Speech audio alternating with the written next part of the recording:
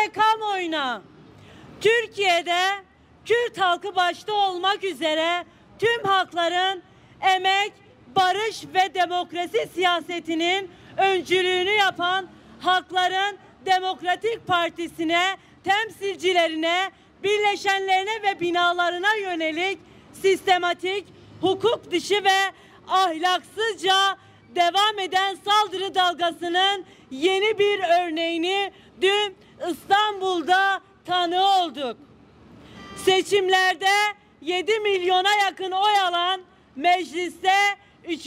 büyük parti olan ve ilk seçimde AKP ve MHP'yi sandığa gömecek olan HDP'nin kriminalize edilmesi ülkede demokrasinin tehdit altında olduğunun en somut örneğidir.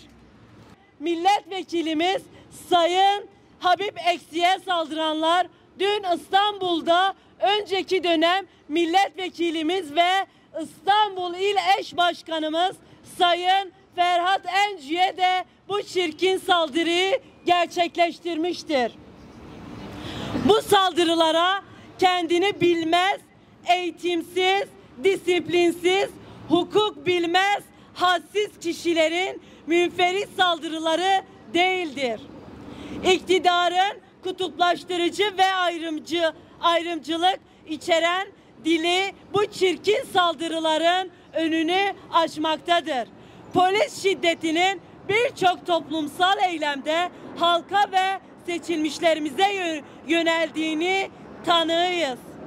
Tecavüzcü Musa Orhanlardan silah ve uyuşturucu taşıyan güvenlik güçlerine varana kadar neredeyse tamamını koruyan, cezasız bırakan veya hak ettiği cezayı vermeyen bir rejimle karşı karşıyayız.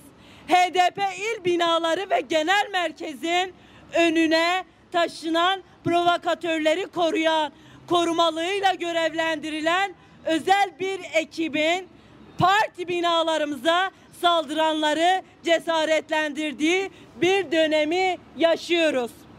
Bu zihniyet AKP, MHP faşizminin ruhudur.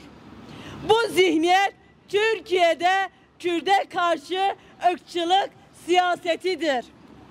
Bu tokatı giydiği üniformanın arkasına saklanarak temsil ettiği faşist rejimin şeflerinden güvenerek atan bu hadsiz memur derhal görevden alınmalıdır. Bizler hem Artı TV muhabiri gazeteci Zeki Kaya'nın gözaltına alınmasını hem de Ferhat Enci'ye yapılan bu saygısızlığı en ağır şekilde kınıyoruz.